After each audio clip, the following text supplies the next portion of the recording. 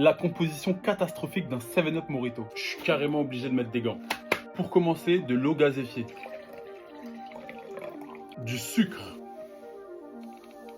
23 grammes par canette. L'OMS recommande 25 grammes par jour. Ça veut dire qu'en une seule canette, tu as déjà ta dose journalière. De l'acide citrique E330. Ultra agressif pour les mailles dentaires. De l'acide malique pour renforcer le côté acidulé.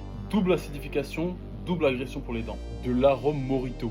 100% reconstitué chimiquement, aucune menthe réelle là-dedans. Du citrate de sodium pour corriger l'acidité et stabiliser le pH. Du sorbate de potassium E202. C'est un conservateur synthétique qui inhibe la croissance des moisissures. Du benzoate de sodium E211.